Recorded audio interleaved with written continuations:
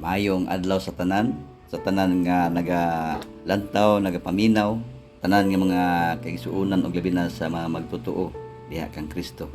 Ako si Pastor Dimer Patagok, usa ka pastor sa Church of God 70 Incorporation nga nagadumala sa among lokal sa diri sa San Francisco, Agusan del Sur. Kini nga church mo ni sa ingan og Church of God 70 under sa National Conference nga gipanguluhan sa ato ang Pastor Michael Barangot. So kini nga buluhaton namugna ni aron sa pagpalambo sa mga pulong sa kamatuoran nga gusto namo nga mapaambit usab sa uban mga katawan nga wala pa makaila sa kamatuoran. Tungod kay nagaingon sa 2 Timoteo 4:2 nga magwali ka sa pulong, magkugi ka sa panahon ug sa dili panahon. Magbadlong ka, magsaway ka, magtambag ka uban sa bug-os nga pag ka mapailubon og pagpanudlo. So muna siya nga namugna ni siya sa amuang YouTube channel ug nabutang po sa among Facebook ug sa Path of Prayer.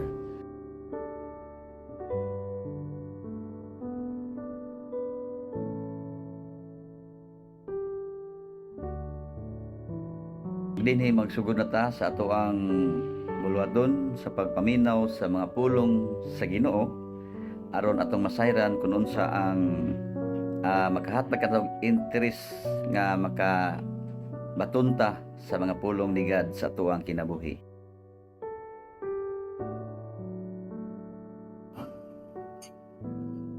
Ayong adlaw sa tanan, kini ang pagpakailap sa mga pulong sa Ginoo. Tayo na sa nga mensahe, ang ito ang pagatunan karon itong ikaupat nga nagtuluhan ang pagtuman sa mga sugo sa Dios. So sa unang semana nga ito ang ginatunan, ang unang lakang sa kaluwasan mo ang atong pagturo, ikaduha paghinulsol, ikatulo bautismo, ug ang ikapat pagtuman sa mga sugo sa Dios. So igsoon, tungod sa mga maayong butang nga gihatag sa Dios sa ato ang kinabuhi, importante pod nga masinulundon ta sa tanang butang. Importante sab nga motuman ta sa kabuton sa Dios kay kana mao ang nahamutan sa atong Dios nga mahal. Ingon sa balang kasulatan nga atong mabasa sa 1 Juan 5:3, kay mao kini ang gugma sa Dios nga pagabantayan nato ang iyang mga sugo ug ang iyang mga sugo dili makita. So igsoon gingon diya sa 1 Juan 5:3 nga mao kini ang gugma sa Dios nga atong bantayan ang iyang mga sugo. Unya gingon diya igsoon nga ang iyang sugo dili kita. No? Gaan ra ang iyang sugo kay ato ro nagsang bantayan. Ato ro nang gituman kung unsa nasulat sa balaang kasulatan. Ato siyang gilantaw kung magtuman ta sa iyang mga sugo. So si Jesus sa diyang nani siya sa kalibutan, unsa may iyang gihimo? Ingon siya sa Mateo 5:17, dili kamo maguna-una nga ako miani sa pagbungkag sa kasubuan kun sa mga manalagna.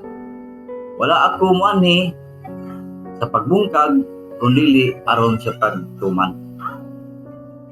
So muna siya ay atong mabasa, no? Muna sa mabasa sa Mateo 5:17 nga si Jesus mismo nagingon nga wala siya ni-ani sa pagbungkag sa kasubuan. Amen? Kundi sa pagtuman. Kaya ang kasubuan mo kanay nagkatagatog lamdag sa tuwang kinabuhi. No? Lamdag sa tuwang kagalingon nga pinayag siyang kasubuan atong matngunan kung unsa ang maayo o kung unsa ang dili. So dili usab ato makita sa Mateo 19:16 o 17 nga dunay miduol kang Jesus. Gingon ug aniya karon may usa nga miduol kaniya ningon magtutudlo nga maayo. Unsay maayo nga pagabuhaton ko? Aron akong maangkon ang kinabuhi nga walay katapusan. Og siya mingon kaniya, anong ginganlan mo ako nga maayo? Walay bisan kinsa nga maayo kundi usa lamang ang Dios. Sayon ni Jesus. Nagingon siya, walay bisan kinsa nga maayo kundi usa lamang ang Dios. Nga to sa kita saan? No? Apan kung buot ka mosulod sa kinabuhi, bantay ang mga sugo. Muna siya giingon ni Jesus sa taong dato. Nga kung buot kang mosulod sa kinabuhi, bantay ang iyang mga sugo. So siya giingon sa Mateo. O sa Juan. Ang iyang sugo, dili bugat. Si Jesus niya ani sa pagtuman sa kasuguan.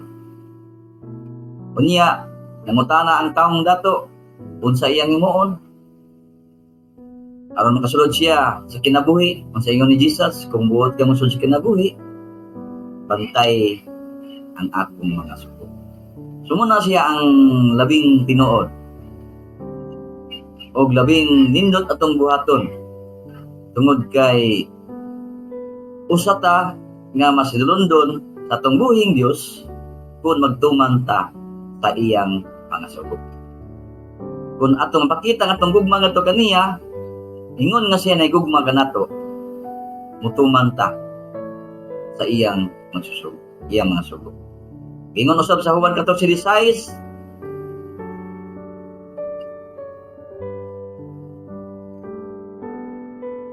unsa ingon igsoon diri itong basahon.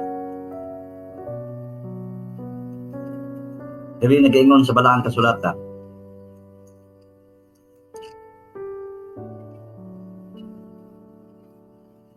Juan 14, versikulo 15. No? Kung naguma kamo kanako, magabantay kamo sa akong mga sugo. No?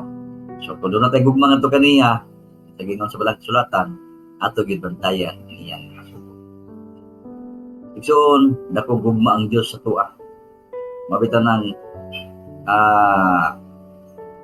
nagkamatay siya sa Kalbaryo sa cross aron ta makaangkon og kagawasan. Ang iya lang hangyo na atong ipakita ang atong gugma nga to kaniya, pinaagi sa pagtuman sa iyang mga sugo. Kaya kung kita dili mo tuman sa sugo, sama anang traffic light, pagbutang sa traffic light og red, di gyud ta ana motabok. Kaya kung motabok ta, disgrasya man. Pagbutang og yelo, siyempre mo alert ta, ano man, hapit naman ang red. So doon na yung mga balaod, no? Doon na tayo mga balaod na sundon. Doon na po'y balaod ang Diyos sa tuwa. Nga itong sundon. Nagingon siya, nga kung nagugma kamo kanako, bantay ang akong mga sugo. So gingon igsoon sa Roma 2:13, kaya ang tanan nga nagpakasala sa walay kasuguan, o ang tanan nga nagpakasala, ilalom sa kasuguan, paghawak man sila, pinaagi sa kasuguan. So sayod naman ta, unsa tong buhaton. Sayod na tayo igsoon kung unsa kasuguan sa Ginoo nga iyang gihatag kanato. Kung nagingon igsoon sa Deuteronomio nga ipatuman, no? Itong basahon diri sa balaang kasulatan, Deuteronomio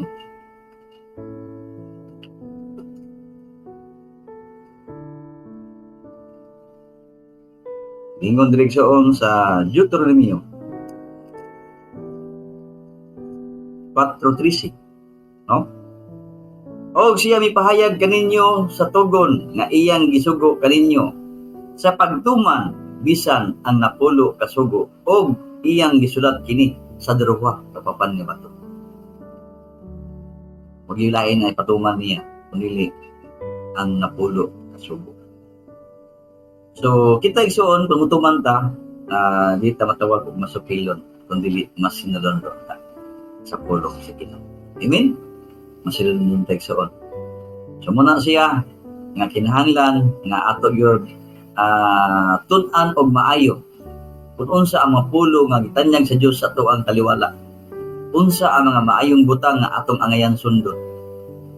Siya nagaingon nga kung buot kang mosulod sa kinabuhi, no, bantay ang atong mga sugo. Kung ato nang ibantayan, ato pud likayan ang mga buhat nga daotan. Ano man, kay doon na tayo kasubuan nga ginasunod, ug ang kasubuan mo na nagahatag karatong kahayag sa atong mga kalakianan. Ingon sa bugna 21:8, no? Sa may gingon direksyon. Apan ang mga talawan ug ang mga maduwa-duwaon ug ang mga malaw-ayon ug ang mga mamuno ug ang mga makigilawason ug mga lumayan ug ang nagasimba sa mga Diyos-Diyos ug ang tanan nga mga bakakon, mabahinan sila dito sa linaw nga nagidalaab sa kalayo kasupre nga mao ang ikaduha nga kamatayon. So kana igsoon, kung wala ka nagatuman sa kasubuan, o nagiingon nga nagabuhat ka niini nga butang nga apan kung nagatuman ka sa kasubuan, tumati ang kasubuan sa Ginoo mo nay lamdag sa atong kinabuhi. Nagiingon di igsoon nga ang kasubuan balaan, maayo ug matarong. Sumala diya sa Ginoo sa balang sulatan. Sumana siya nga dili ta mabahinan sa ikaduhang kamatayon naman kay atong gibantayan ang iyang mga sugo. 1 Juan 3:4 nagaingon, ang tanan nagabuhat sala, nagabuhat sa pagkamasupilon usab, kay ang sala mao ang pagkamasupilon. Mo na siya nga kung kita dili ta matinumanon sa sugo sa Dios, tawgon gyud tag masupilon. Pero kung nagatuman ta sa iyang mga sugo, gitawag tag masinulundon.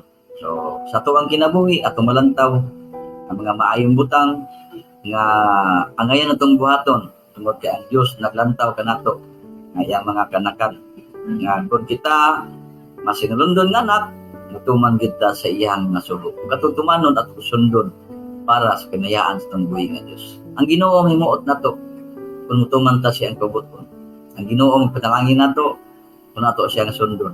Muna siya nga atong ipakita atong gugma nato kaniya pinaagi sa pagtuman sa iyang mga sugo. So wag ilain nga gingon sa balaan kasulatan nga kung buot ta mosulod sa kinabuhi, no? Siya atong himuon sumala sa gingon ni Jesus sa taong dato, bantay ang aking mga sugo. Igsoon, ako kugalipay nga sa gyapon kamo nagasunod niini sa atong mensahe sa kanunay kinisinimana nato nga mensahe nga atong ginagalit sa tanan nga nagalantaw o nagapaminaw, no? Hinaot ko nga padayon mo sa paglantaw niini para pud sa uban nga mga mensahe nga ato ang himuon sa matag semana. Ang Dios magapanalangin niini sa gihapon o sa kanunay. Ang Dios usab magapanalangin kaninyo nga nagasubaybay mo niini sa among YouTube channel. Ay lang kalimot sa pag-subscribe, like and share. O ginaot ko nga doon na mo'y nakatuluan nga mga pagtulunan bahin sa itong pagtuon. So ato lang himo ni igsoon, no? Atong gibasa ang mga verses katong makita sa balang kasulatan nga ato pod nilantaw nga ato makita unsay nasulat sa balang kasulatan. Para pod ato pod malantaw, matimbang-timbang nato nga nindot diay kung magasunod ta sa kabuton sa buhi nga Dios. So hinaot ko nga sa kanunay dili ta magmaluya. O hinaot ko nga kanunay tang magdasig, magmalig-on ta sa buhat sa Ginoo. O kini kung ginampo nga magpadayonon kini, salamat sa inyong pagsubaybay niini. Ang Dios magpanalangin sa tanan. Magampo ta sa pagtapos. Silibaw na mga Dios nga naka sa mga langit, amahan nga balaan na kumikadipay Ginoo. Ako mipasalamat sa imong gugma, kaluoy. Salamat Ginoo sa imong pagkamaayo, sa imong pag-uban kanamo amahan. Labi na amahan sa imong programa. Diri aman nga sinima na ito Ginoo magapanalangin magapis niini sa among pagtuon. Labi na amahan palangin ni Ginoo nagasubaybay niini para sa pamahan ubay-ubay pa ang amo ang mahatag nga mensahe ug makutluan sa imong mga pulong. Salamat Ginoong Dios nga ikaw mga bless niini nga kini amahan magabuloton magapadayonon o mahimo kini amahan nga sulundan sa uban nga makita nila Ginoo nga unsa ang imong pulong nga imitanyag sa among kaliwala. Salamat Ginoong Dios sa imong pulong nga adunay mga mayong butang nga nagaagni kanamo kung unsay angayan namong buhaton aron ang among kinabuhi masiguro diha sa imong tubangan. Salamat Ginoo sa panalangin Lord ug labi na mahan. I-bless usab ang nagalantaw o nagapaminaw niini nga sila usab aman magbubungawon silang kinabuhi. O sila usab amahan makabaton Ginoo sa kalig-on kadasig ug mudawat sila diha sa kamatuoran. Salamat Ginoong Dios kanunay paguban kanamo. Salamat Ginoong Dios nga ikaw usab man magahikap sa matag usa. Labi namahan sa mga buluhaton sa matag adlaw-adlaw. Ikaw Ginoo magabless, magapanalangin, magapadagaya pag mga panalangin sa ilang mga buluhaton sa matag adlaw. Lord, kuno na may mga kabugat silang kinabuhi Ginoo, ikapas sila amahan. Mga balatian, mga kasakitan, kagulanan, ikaw Ginoo magahikap, magahupay ni anak. Tawag kay ikaw among Dios nga dalangpanan o wala na ilain. Salamat Ginoo sa panalangin Lord nga imong ginhatag kanamo sa kanunay. Salamat amahan nga mapuno kami sa mga pulong sa kamatuoran. Kining tanan among isalig sa ngalan ni Kristo Jesus among bugtong ug buhing manluluwas. Amen. Salamat mga igsoon sa inyong paglantaw. Ako sa nagapanimbayas sa tanang mga igsuonan din sa Distrito 6 o na sa local church San Franz, local church sa Bayugan, Kalaitan, Anislagan, Aurora, Baba, o sa uban pa nga mga local church o sa Dinagat, dagan mga home division. Salamat sa mga panalangin nga gihatag ni Lord sa atong matag usa ka kinabuhi. Salamat sa inyong pagsubaybay niini sa among YouTube channel.